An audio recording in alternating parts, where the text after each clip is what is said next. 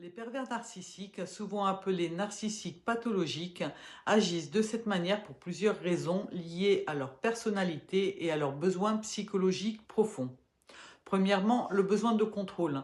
Ils cherchent à dominer les autres pour maintenir le sentiment de pouvoir et de contrôle sur leur environnement.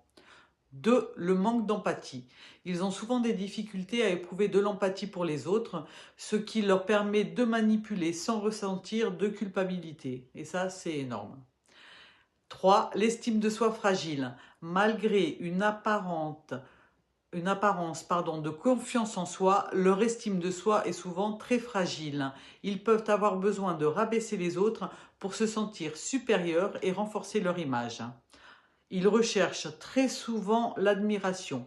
Ils ont un besoin constant d'attention, d'admiration, ce qui les pousse à adopter des comportements manipulateurs pour obtenir cette validation. Peur sous-jacente. Leur comportement peut aussi être une manière de masquer des peurs profondes d'abandon ou d'inadéquation. Ces traits de personnalité peuvent être enracinés dans des expériences précoces, des traumatismes ou des dynamiques familiales. Mais il est important de noter que chaque individu est unique et que ses comportements peuvent varier.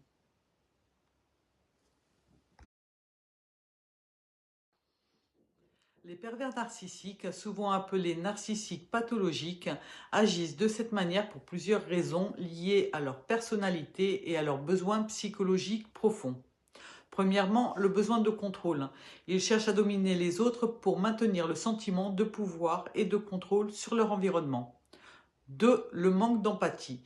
Ils ont souvent des difficultés à éprouver de l'empathie pour les autres, ce qui leur permet de manipuler sans ressentir de culpabilité. Et ça, c'est énorme. 3. L'estime de soi fragile. Malgré une apparence de confiance en soi, leur estime de soi est souvent très fragile.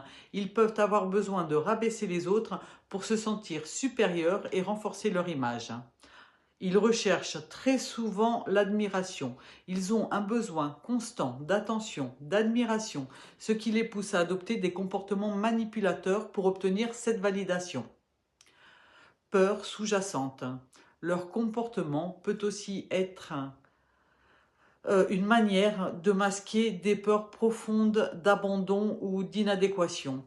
Ces traits de personnalité peuvent être enracinés dans des expériences précoces, des traumatismes ou des dynamiques familiales. Mais il est important de noter que